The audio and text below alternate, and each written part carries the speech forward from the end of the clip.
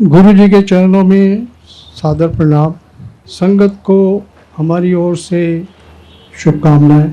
मेरे लिए एक बहुत बड़ा चैलेंज है, इसलिए कि सूरज को मैं दिया दिखाने लायक नहीं हूँ। गुरु जी से हम जुड़े 2006 में। हो सकता है कि गुरु की आज्ञा नहीं थी। हम लोग जालंधर में रहे 3.5 साल। गुरु जी का कंटोनमेंट में आना जाना रहता था, दर्शन देते थे, लेकिन हमको कभी आदेश नहीं मिला। हो सकता है कि मैंने भी कोशिश नहीं करी। उसके बाद जब हम नोएडा शिफ्ट हुए रिटायरमेंट के बाद 2003 में मैंने अपना बेटा खोया, जो कि एक्सीडेंट में उसकी डेथ हुई। चार्टर्ड अकाउंटेंट था। मैं, मेरी आंटी, मेरी बिटिया बिल्कुल इस तरह हो गए थे कि अब ज़िंदगी में क्या रहा है। खैर, एक दिन मेरा नेव्यू आया मेरे से मिलने नोएडा। वो बोला कि आप एक सुल्तानपुर में एक गुरुजी हैं, उनके यहाँ क्यों नहीं गए, आप जाइए। मैं सोचता रहा, इतने गुरुओं को देखा मैंने, इतने पंडितों से मिला, तो अब क्या होगा। बहरहाल अपने छोटे भाई से बात की, उसने कहा आपको चलना है, तो वो हमको संडे के दिन एम्पायर स्टेट ले गए। जैसे हम एम्पायर स्टेट पहुँचे, गुरुजी के दर्शन किए, जब महसूस हुआ हमको कि हम बिल्कुल पागल रहे। जालंधर में गुरुजी रहे, हमको दर्शन नहीं हुए। फिर किसी अंकल ने मेरे से कहा कि उनकी आज्ञा बिना कोई इस दरबार में पाँव नहीं रख सकता। ये बात बिल्कुल ठीक है। उसके बाद गुरुजी ने हमको 3 जिंदगियाँ दी। पहली जिंदगी दी कि एक दिन हम नोएडा से 7:45 बजे चले। गुरुजी के दर्शन के लिए जब गुरुजी घूम के आते थे और साइड बोर्ड पर बैठते थे, उस टाइम के दर्शन का अनुभव और अमृत जो मिलता था, उसका बहुत ही मज़ा और था। और जब गुरुजी गद्दी पे बैठते थे, उस दर्शन का अमृत पाना जैसे स्वर्ग में बैठना है। 7:45 बजे चले और 8:10 के ऊपर हम एम्पायर स्टेट पहुँचे।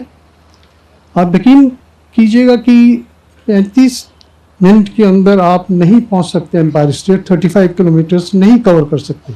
हम जैसे पहुंचे, गुरुजी ने हमको दर्शन दिए।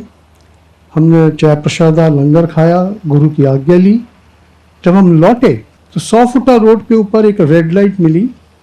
गाड़ी जो थी 5th गियर में अपने आप रुक गई, गाड़ी ऑन है, और मैं देख रहा हूँ एक ट्रक 100 फुटा रोड से, जो छतरपुर मंदिर के पीछे से आ रही है, मेरी गाड़ी के आगे उलट गई। एस्बेस्टस शीट्स, आयरन रॉड्स गाड़ी के सामने, और पहिया जो चारों पीछे के पहिए थे ट्रक के, वो टूट के सड़क के ऊपर लुढ़कते चले गए। कॉल सेंटर से जो बच्चे आते थे, उन्होंने स्कूटर खड़े किए, आए भाग करके कि गाड़ी में से निकालो। कोई एम्बुलेंस को टेलीफोन कर रहा है, कोई पुलिस को टेलीफोन कर रहा है। बहरहाल जब वो पास में आए, उन्होंने देखा कि हम इंटैक्ट हैं। उन्होंने रोड क्लियर की, गाड़ी तब तक ऑन है, गाड़ी अपने आप चलने लगी। 100 मीटर के तक गया होऊंगा, पीछे से एक गाड़ी आई, मर्सिडीज काले रंग की। उसने इंडिकेशन दिया, रुकी, मैं भी रुका। उसमें से मैं देखता हूँ एक बुजुर्ग निकलते हैं, बहुत गोरे, बिल्कुल चिट्टा बदन, काली अचकन पहनी हुई, चूड़ीदार पजामा। और जब वो बाहर आए तो मेरा फ़र्ज़ था कि मैं भी उठ के बाहर गया, प्रणाम किया। मेरे से एक ही सवाल किया कि आपके कहीं लगी तो नहीं है। मैंने कहा जी हमें तो नहीं लगी, ये गुरु की मेहर है जो कि आज हम बच गए। तो बोले कि ये गुरु की मेहर से ही आज आपको जन्म मिला है, बचे हैं। बहरहाल हम गाड़ी में बैठे, जब देखा अनदर 100 मीटर गाड़ी गई होगी, गाड़ी डिसअपेयर हो गई। उसके बाद जब गुरुजी ने एक दिन बांधा हुआ था हमारा, संडे का, जब हम गए दर्शन करने के लिए गुरुजी के दरबार में पहुँचे। गुरुजी कई बार जो मैसेज देते थे सबके लिए, he used to speak very loudly. बड़े ज़ोर से बोले किसी अंकल से कि अंकल, सड़क दे उधर ऐदा नहीं है कि तुर लिए रेड लाइट है तो ज़रा वेट के चल दें। So this is one message which I want to share with you. I don't cross red light till today. चाहे मेरे को आधा घंटा रुकना पड़े, चाहे 20 मिनट रुकना पड़े, मैं रुक जाता हूँ। दूसरी जिंदगी गुरुजी ने दी हमारी आंटी को, जिनको कि पैरालिटिक अटैक पड़ गया था 2008 में, और हाफ बॉडी पैरालिटिक थी, जो कि आंटी को भी पता नहीं था। बहरहाल जब हम कैलाश हॉस्पिटल गए, वहाँ पे डॉक्टर ने एग्जामिन किया, आंटी के उंगलियों में, पाँव में और थोड़ी सी ज़बान में थोड़ा सा था। उसके बाद जब MRI के लिए ले जा रहा था मैं, तो एक मेरे पास कॉल आया। वो मैसेज था कि माथुर अंकल, आंटी ने अटैक पै गया। ऐसा, आंटी आप तो इतनी दूर बैठी हैं, मैं यहाँ नोएडा में हूँ, हॉस्पिटल में हूँ, तो बोलती हैं आप MRI के लिए ले जा रहे हैं? हाँ। कहता कुछ नहीं, एक थोड़ा सा ब्रेन में क्लॉट निकलेगा।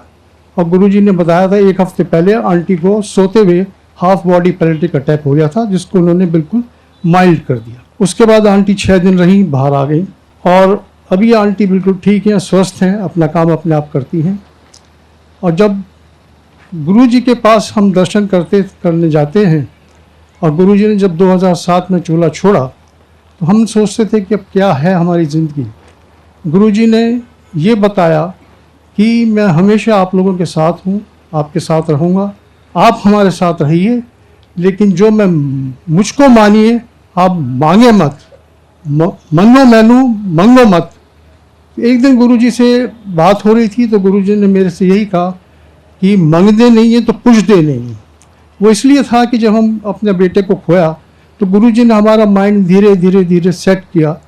गुरुजी चाहते तो वो 2 घंटे में हमको सेट कर देते, लेकिन गुरुजी की जो कृपा रही असीम, धीरे धीरे सेट किया। वो किसी वजह से सेट किया होगा कि एकदम सेट करने में कुछ हमारा नुकसान होगा, और धीरे धीरे करने में गुरुजी ने हमारा कल्याण जो किया, उसका हमको कोई एहसास नहीं हुआ, लेकिन अब एहसास होता है, क्योंकि गुरु जो है महासमाधि ले गए। तीसरा जो मैं आपको बताऊंगा कि अभी हाल ही में मेरे को एक फीवर चला, 101 फीवर। डॉक्टर को दिखाया, हॉस्पिटल गया, ECGS में पैरासीटामोल दे दी, खाली, सब कुछ हुआ। शाम को जब मैं BBC न्यूज़ सुन रहा था करीबन 8 बजे, मेरे को इतनी ज़ोर से शिवरिंग हुई कि मैं शेक डांस कर रहा था। इस शेक डांस में मेरी बिटिया ने मुझे पकड़ा, मेरी आंटी ने पकड़ा, पड़ोस से बुलाया, उन्होंने पकड़ा, लेकिन ये खुद जिन्होंने मेरे को पकड़ रखा था वो भी शेक डांस कर रहे थे। खैर मेरे को नीचे ले गए, गाड़ी में बिठाया। मैं मुश्किल से DPS एक जगह है, DPS स्कूल है करीबन आधा किलोमीटर, वहाँ तक पहुँचते पहुँचते मेरा जो सांस थी वो बंद हो रही थी। मैं गुरु का अरदास कर रहा था। गुरुजी से मैंने एक ही अरदास की, गुरुजी या तो आप मेरे को ज़िंदगी दें या आप मेरी ज़िंदगी लें। अगर आप चाहते हैं जिसमें मेरी भलाई है वो आप करें, मैं आपके चरणों में हूँ, जो कुछ करना चाहते हैं आप करें।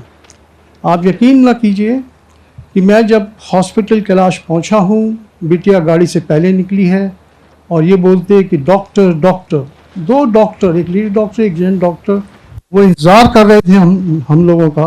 वो फटाक से आए, उन्होंने मेरे को देखा, व्हील चेयर पर बैठाया, इमरजेंसी में ले गए, एक मशीन सेट की उंगली में, देव diagnose what is the problem. उसके बाद मेरे को 6 इंजेक्शन एट ए टाइम उन्होंने एक के बाद मेरे को वेन में इंटरवीनस दिए।